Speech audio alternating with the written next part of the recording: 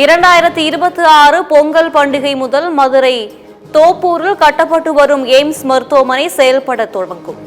AIIMS மருத்துவமனை நிர்வாக அதிகாரி அனுமன் ராவ் உறுதி.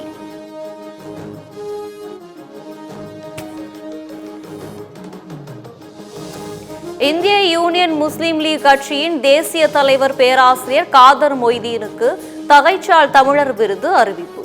தமிழ்நாடு அரசின் சார்பில் 10 லட்சம் ரூபாய்களை காசோலையும் பாராட்டு சான்றிதழையும் ஆகஸ்ட் 15ஆம் தேதி முதலமைச்சர் மு க ஸ்டாலின் வழங்குகிறார்.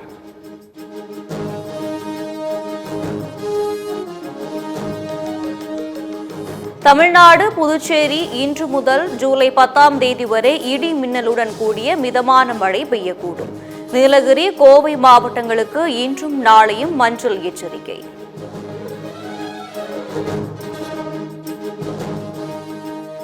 அஜித்குமார் மரணம் தொடர்பாக ஆர்ப்பாட்டம் நடத்த வந்த அனுமதி கோரி நீதிமன்றத்தில் தமிழக வெற்றிக் கழகம் மனு தாக்கல். ஆர்ப்பாட்டத்திற்கு அனுமதி கோரிவிட்டு மறுநாளே நீதிமன்றத்தை அணுகியது ஏன்? நீதிமன்றம் கண்டனம்.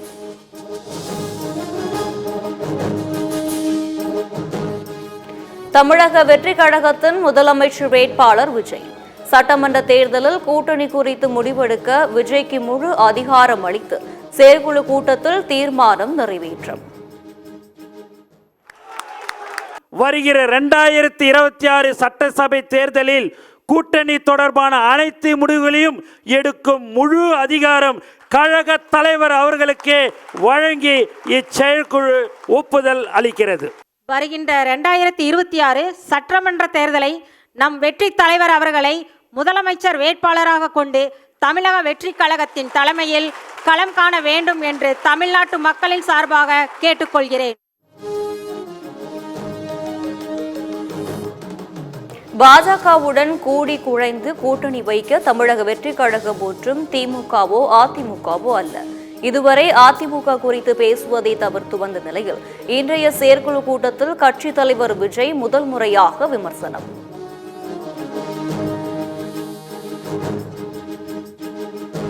தமிழக வெற்றிக் கழக தலைவர் விஜயிடம் மனு கொடுக்க காத்திருந்த மாற்றுத்திறனாளி பெண்ணுக்கு ஏமாற்றம். விஜய் கண்டுகொள்ளாமல் சென்றதால் நிலை தவறி கீழே விழுந்ததால் ஆவேசம்.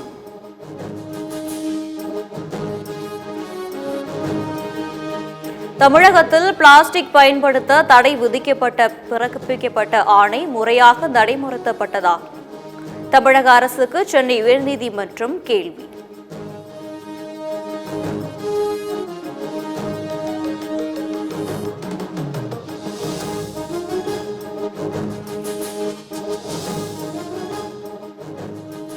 முன்னாள் அமைச்சர் பொன்முடி மீதான வழக்குகள் சிபிஐ விசாரணைக்கு மாற்றப்படும்.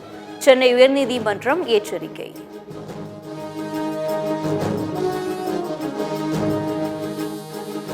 வரதட்சணை கொடுமையால் தற்கொலை செய்து கொண்ட இதன்யா வழக்கில் மாமியார் கைது. தலைமறைவாக இருந்த மாமியார் சித்ரா தேவியை கைது செய்து சிறையில் அடைப்பு.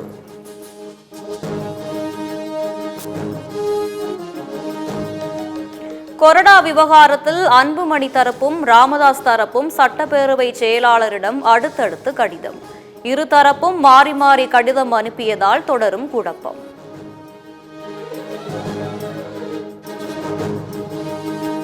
தமிழக சட்டப்பேரவை தேர்தலில் இந்திய கம்யூனிஸ்ட் கட்சி தனித்து போட்டியா? சேலத்தில் நடைபெறவுள்ள மாநில மாநாட்டில் முடிவு செய்யப்படும் என தேசிய பொதுச் செயலாளர் டி ராஜா பேட்டி.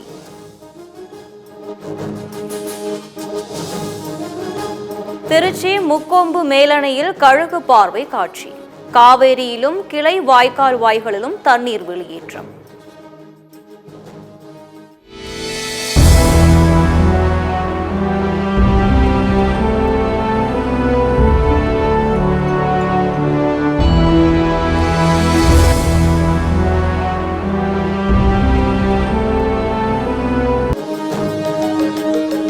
தமிழகத்தில் பிளாஸ்டிக் பயன்படுத்த தடை விதிக்கப்பட்டு பிறப்பிக்கப்பட்ட ஆணை முறையாக பின்பற்றப்படுகிறதா? தமிழக அரசுக்கு சென்னை உயர்நீதிமன்றம் கேள்வி. கூடலூர் அருகே குடியிருப்பு பகுதிகளில் சுற்றித் திரியும் காட்டு யானைகள். ட்ரோன் இயக்கும் குழுவினருடன் இணைந்து வனத்துறையினர் வனப்பகுதிக்குள் விரட்டிய காட்சிகள்.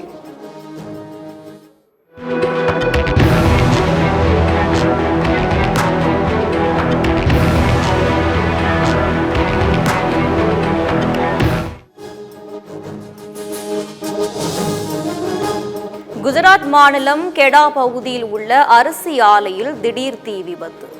கரும்புகையுடன் எரியும் தீயை அணைக்கும் பணி தீவிரம்.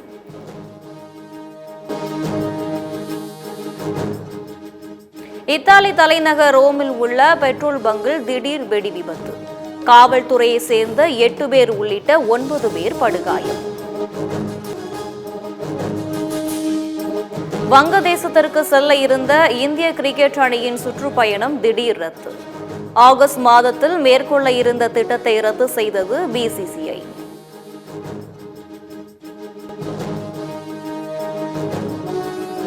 பர்மிங்காம் டெஸ்ட் போட்டியில் இங்கிலாந்து அணியை சரிவில் இருந்து மீட்ட ஜெமி ஸ்மித், ஹாரி புரூக் இணை. ஜெமி ஸ்மித்தின் அதிரடியால் ரன் குவிப்பு.